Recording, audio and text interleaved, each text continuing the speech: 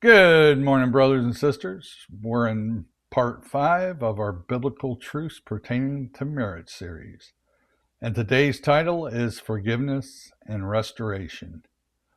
Now, if there's one thing that either keeps a marriage soft or slowly hardens it like concrete, it's what we do with sin, hurt, and failure between a husband and a wife.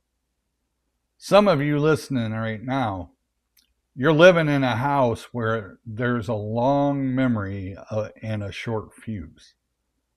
Others of you, you've messed up, you've broken trust, and you don't know if there's any way back. And we're going to talk about both sides today.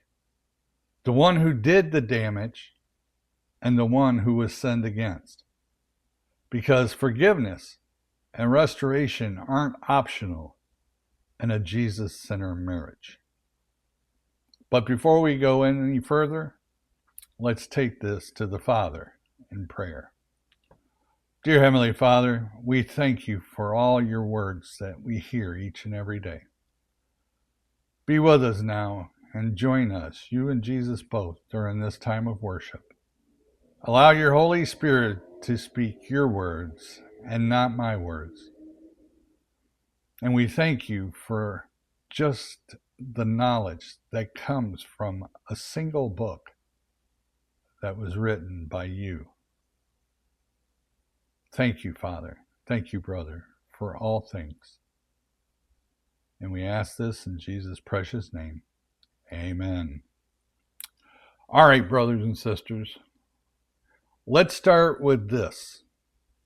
God's forgiveness sets the standard for our forgiveness in marriage.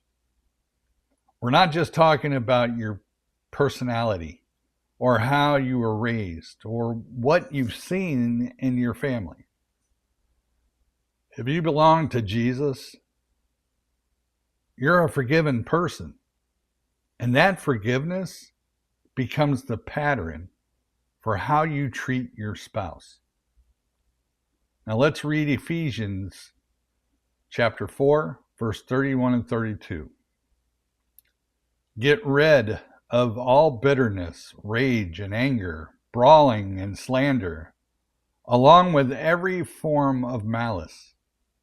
Be kind and compassionate to one another, forgiving each other, just as in Christ God forgave you. Now, Paul doesn't say if your spouse really deserves it, then be kind and compassionate. He doesn't say if they never hurt you, then forgive. Paul says get rid of bitterness, rage, anger, and every form of malice. And then he says to forgive each other just as in Christ God forgave you. In other words, the standard in your marriage isn't your feelings. It's the cross. When you look at your husband, when you look at your wife, you remember how much God has already forgiven you. I mean, how many times a week do you get forgiven? I know I get forgiven more than once or twice.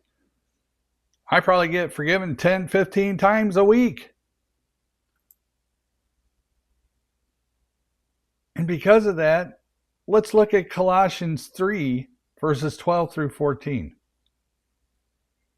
Therefore, as God's chosen people, holy and dearly loved, clothe yourself with compassion, kindness, humility, gentleness, and patience. Bear with each other and forgive one another if any of you has a grievance against someone. Forgive as the Lord forgave you. And over all these virtues, put on love, which binds them all together in perfect unity. Now, I don't know about you, but look at how that starts. Before God tells you to forgive, God reminds you who you are. You're chosen, holy, dearly loved. You're not forgiven for emptiness. You're forgiven out of the overflow of what God has already done in you. God says, clothe yourself, put on compassion, kindness, humility, gentleness, and patience. That's what a marriage soaked in Jesus starts to look like. And then God repeats it through Paul. Forgive as the Lord forgave you. That means the way the Lord forgave you isn't just a doctrine you check off. It's a model you follow in your marriage. And if you're wondering what that forgiveness looks like, let's hear it in Psalms 103, verses 8 through 12. The Lord is compassionate and gracious, slow to anger, abounding in love. He will not always accuse, nor will he harbor his anger forever. He does not treat us as our sins deserve, or repay us according to our iniquities. For as high as the heavens are above the earth, so great is his love for those who fear him. As far as the east is from the west, so far has he removed our transgressions from us. That's a God who saves. God's slow to get angry, and God is overflowing with love. God doesn't treat you the way your sins deserve you to be treated. God takes your sins and removes them as far as the east is from the west. That means when God forgives, he's not keeping your sins on a little hook to hang over your head next week. When you say, Lord, forgive me, and you repent, God removes it. That's the heart of God who now lives in you. And that's the heart God wants to form in you towards your spouse. So before we even talk about your husband or your wife, we've got to settle this. In a Christian marriage, forgiveness isn't optional. And our standard isn't, I'll forgive you, but I'll never forget this. Our standard is, I'm a forgiven person, so I'm going to forgive the way my father forgave me. And I'm going to let God teach me how to walk that out. Now let's talk to the one who did the damage right now. The one who started the issue. So, some of you listen right now. You know you're the one who broke something in the marriage. Maybe it was an affair. Maybe it was pornography. Maybe it was a hidden addiction. Drugs, alcohol, whatever. Maybe it was lying about where the money went. Maybe it was years of harsh words. You know you're the one who sinned. And you might be tempted to say, well, time will fix it. Or can't we just move on? But brothers and sisters, that's not how biblical restoration works. If you're the one who did the damage, your first move isn't to demand forgiveness. Your first move is to humble yourself before God and before your spouse. You don't get to rush right to the healing. You don't get to control their timeline. What you do have to control over is whether you're gonna be sincere, honest, and repent, or whether you're gonna keep making excuses. Let's read Psalms 51, verses 1 through 4. Have mercy on me, O God, according to your unfailing love, according to your great compassion. Blot out my transgressions. Wash away all my iniquity, and cleanse me from my sins. For I know my transgressions, and my sin is always before me. Against you, you only have I sinned, and done what is evil in your sight. So you are right in your verdict, and justified when you judge. Now this is David after he's blown up his life, blown up another family, and sinned deeply. And notice, David doesn't minimize it. David doesn't say, well, nobody's perfect, or at least I'm not as bad as someone else. David says, have mercy on me, O God. Blot out my transgressions. I know my transgressions. My sin is always before me. David owns it. David agrees with God's verdict that's what has to happen in your heart if you've sinned against your spouse. Now look down at verse 10. Create in me a pure heart, O God, and renew a steadfast spirit within me. When you ask for forgiveness in your marriage, it can't just be, I'm sorry you feel that way, or I'm sorry, can we move on? It's got to come from a heart that says, Lord, I need you to create in me a pure heart. I need you to change me at that level of desire, not just behavior.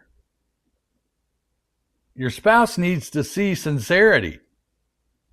They need to see that you're actually grieved over your sin, not just over the consequences. And James 5:16 gives us another piece of this. Therefore confess your sins to each other and pray for each other so that you may be healed. The prayer of a righteous person is powerful and effective. Confession isn't just vertical between you and God. There's a horizontal piece too. Confess your sins to each other. That means looking your spouse in the eye,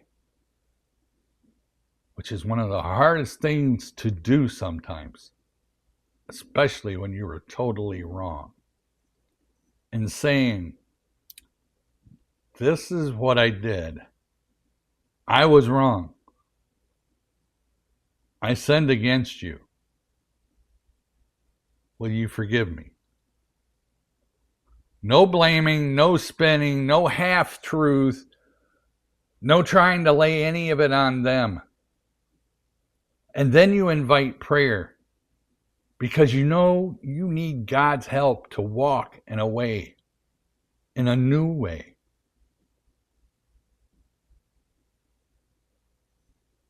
Ask them, can you forgive me? If so, let's pray. And take it to God. And 1 John 1, verses 8 and 9 shows us God's response to that kind of honesty. If we claim to be without sin, we deceive ourselves, and the truth is not in us.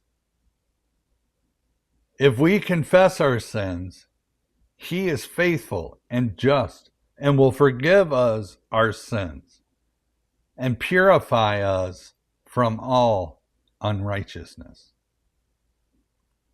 Now, if you've been pretending you're not that bad, Scripture says you're deceiving yourself. But if you come into the light, if you confess, God is faithful and just to forgive and to purify. That's the hope for the offending spouse. You're not stuck in what you did. There is a path to forgiveness and change. But it starts with sincere confession and a real heart change. Not just trying to get your spouse to stop being upset with you. Now let's talk to the one who was sinned against. Some of you, I would assume by now, are listening. And you're saying, I'm the one who got hurt. I'm the one carrying the betrayal, the disrespect, the lies. And I want you to hear this clearly. God sees that pain. God doesn't minimize what was done to you. But God also loves you too much to let bitterness and unforgiveness poison your heart and your marriage. Let's read Ephesians 4, verses 26 through 27. And then we'll connect it with what was heard earlier in verses 31 and 32. In your anger, do not sin. Do not let the sun go down while you are still angry. And do not give the devil a foothold. Anger by itself is not sin.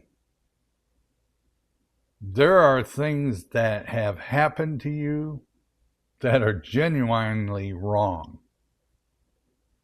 And anger is a natural response. But Paul warns us, don't let the sun go down while you're still angry. And don't give the devil a foothold. If you hold on to that anger, if you feed it, if you rehearse the hurt over and over and over again, the enemy will gladly use that as a foothold to divide your house. He feeds on our anger and how we act. That's why back in verse 31 and 32, Paul told us to get rid of bitterness, rage, anger, brawling, slander, and all malice, and to forgive just as Christ forgave us. Forgiveness is how you close the door to the devil's foothold. It's how you refuse to let what happened define the rest of your life and your marriage. Now, I know some of you are thinking, but they don't deserve it. You're right. That's the whole point of forgiveness. If they earned it, it wouldn't be forgiveness. That's why Jesus gives us such a strong picture in Matthew 18. Go with me to Matthew 18, verses 21 through 35. Then Peter came to Jesus and asked, Lord, how many times shall I forgive my brother or sister who sinned against me? Up to 7 times?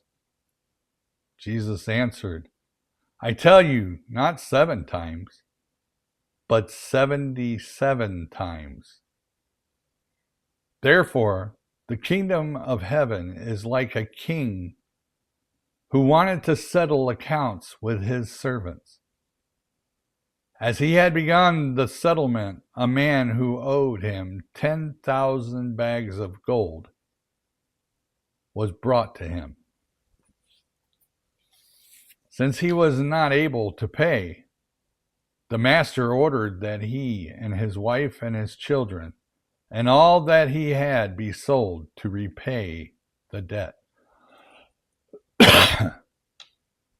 At this, the servant fell on his knees before him. "Be patient with me," he begged, "and I will pay you back everything." The servant's master took pity on him, canceled the debt, and let him go. But when the servant went out, he found one of his fellow servants who owed him 100 silver coins.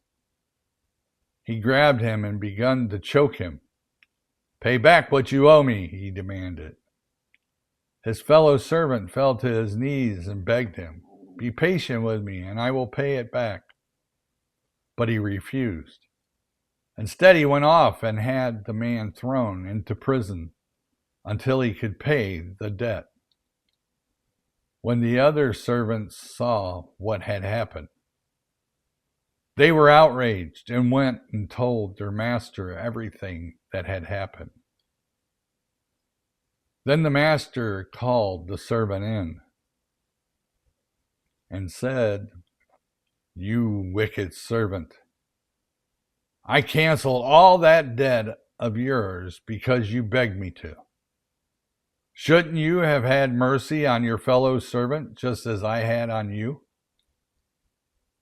In anger, his master handed him over to the jailer to be tortured until he should pay back all he owed. This is how my heavenly Father will treat each of you unless you forgive your brother or sister from your heart. Now, Peter's basically asking, what's the limit, Jesus? When can I be done forgiven? And Jesus answers with a story about a man who's been forgiven a massive, unpayable debt, and then goes out and chokes somebody over lunch money. That's the picture of what happens when you've been forgiven by God, but you refuse to forgive your spouse. You're holding your spouse's hostage. They're basically hostage over something that's real, but it's tiny compared to what God has already forgiven you for. And look at verse 35. Jesus says we've got to forgive from the heart. This isn't just saying the word, "I forgive you," while you plan to bring it up every time you argue.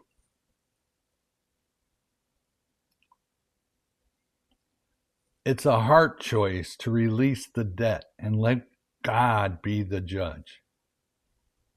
It doesn't mean you forget what happened in the sense that your memory's erased. It means you choose not to use that memory as a weapon to punish your spouse ever again. And in case you're thinking they don't deserve compassion, look at Jesus on the cross in Luke 23, verse 33 and 34. When they came to the place called the Skull, they crucified him there, along with the criminals, one on his right, the other on his left. Jesus said, "Father, forgive them, for they do not know what they are doing." And they divided up his clothes by casting lots. If anyone ever had the right to hold on to anger, it was Jesus. Yet in the middle of being crucified, Jesus says, "Father, forgive them." that doesn't mean what they did was okay. It means Jesus refused to let bitterness rule his heart. And that same Jesus lives in you today. So when you say, I can't forgive, what you really mean is, I can't forgive in my own strength. But with Jesus living in you, Jesus can teach you how to forgive from the heart. Now let's talk about working on restoration together under Jesus. Forgiveness is the doorway into restoration. But it's not the whole journey. Some of you have said the words, I forgive you. But you're not sure what to do next. How do you move from apology and forgiveness into actually rebuilding trust, safety, and oneness in your marriage? Let's go to 2 Corinthians 5, verses 17 through 19.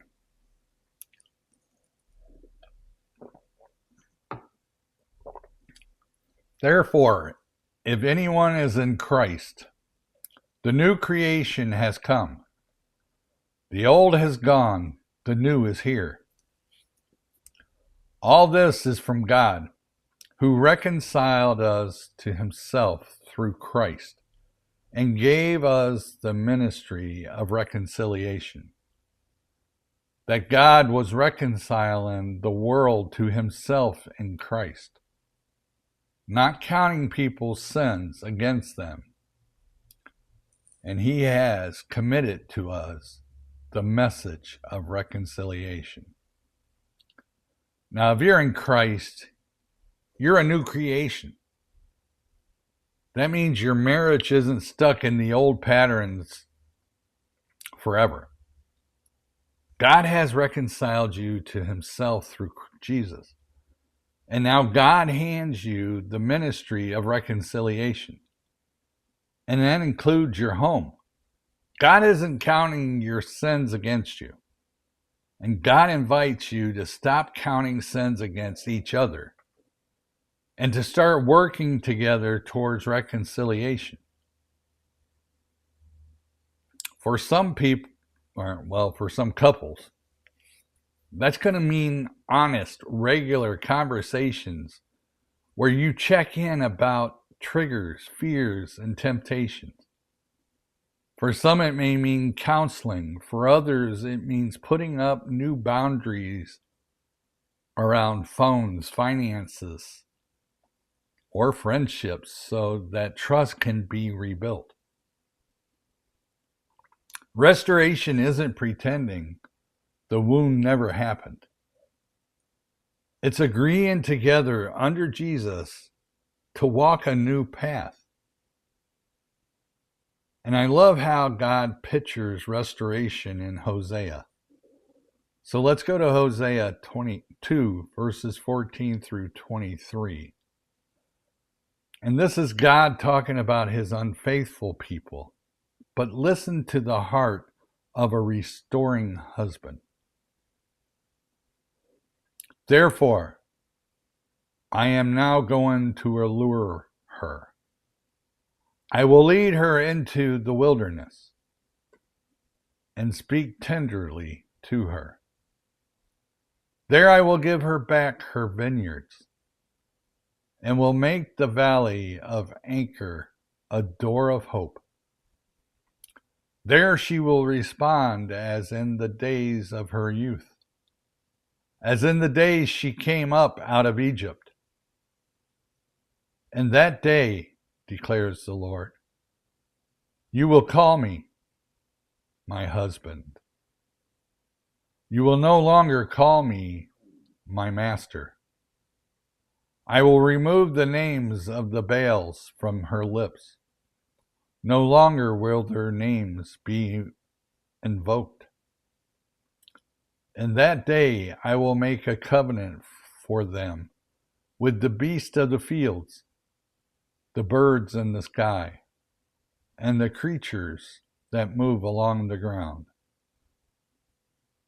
Bow and sword and battle I will abolish from the land, so that all may lie down in safety. I will betroth you to me forever. I will betroth you in righteousness and justice, in love and compassion. I will betroth you in faithfulness, and you will acknowledge the Lord. In that day I will respond, declares the Lord. I will respond to the skies, and they will respond to the earth. And the earth will respond to the grain, the new wine, and the olive oil. And they will respond to Jezreel. I will plant her for myself in the land. I will show my love to the one I called, not my loved one. I will say to those called, not my people, you are my people. And they will say, you are my God. Now, do you hear the tenderness in that? Brothers and sisters, God says, I'm going to allure her. I'm going to speak tenderly. I'm going to turn the valley of trouble into the door of hope. I'm going to betroth you to me again in righteousness, justice, love, compassion, faithfulness. That's the heart of God for restoration. And while this passage isn't a command for you to say or to stay in every situation, especially abusive ones, it is a picture of how God loves to take broken stories and write new chapters of hope. So in your marriage, working out restoration under Jesus looks like this. The one who sinned walks in real repentance, honesty, and change. The one who was sinned against chooses, with God's help, of course, to forgive from the heart and to slowly reopen the door of trust as they see real fruit. And together, you invite Jesus into the middle of the process, and you let him turn your valleys of trouble into a door of hope.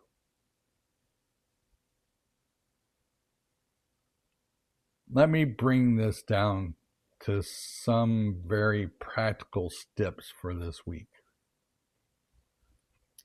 If you're the one who did the damage,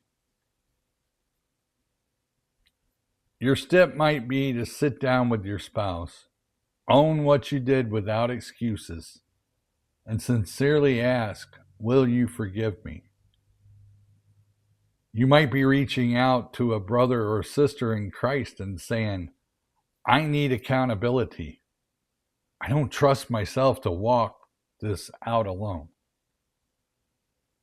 It may be deleting some numbers, changing some passwords, or putting up some boundaries that show you're serious.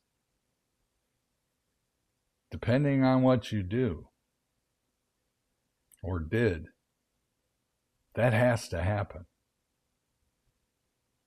If you're the one who was sinned against, your step might be to stop replaying the hurt on an endless loop and instead bring it to the cross and say, Father, you've forgiven me so much.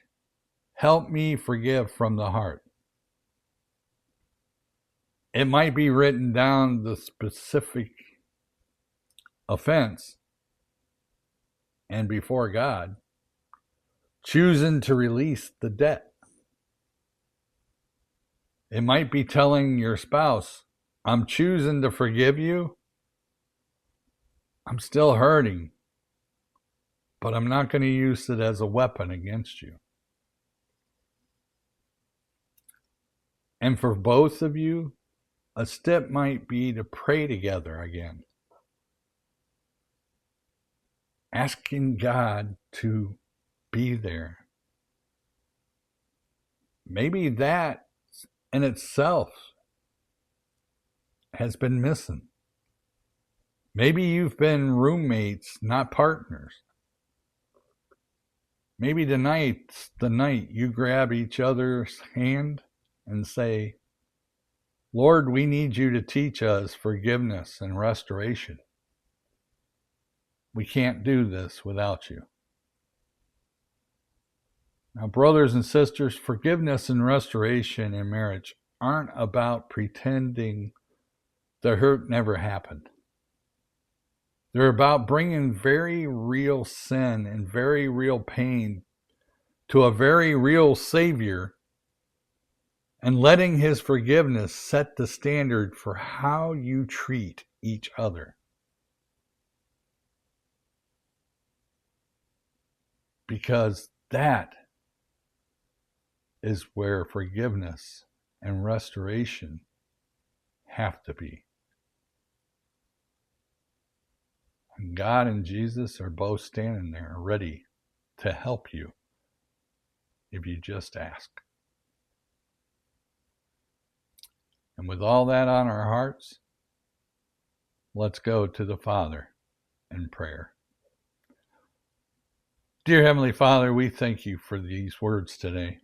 We thank you for the thoughts and the understanding that the Holy Spirit brought out to each one of my brothers and sisters who listens to this today. Thank you for everything. Thank you for giving us a heart that can show us the compassion and the love that we need to give. Thank you, Lord, for all things. And thank you, Jesus, for all your sacrifices. And just be with all my brothers and sisters as they work through this part of marriage. And we ask all this in Jesus' precious name. Amen. All right, brothers and sisters. My prayer for you is that your home would be a place where the forgiveness of God isn't just something you talk about, but something you live. I pray that the one who has sinned would walk in real repentance and humility. And the one that was, or who's been hurt, would find grace to forgive from the heart. I pray that Jesus would take the valley of trouble in your marriage and turn them into doors of hope. And that your story together would point people to His mercy and His power to restore. Amen.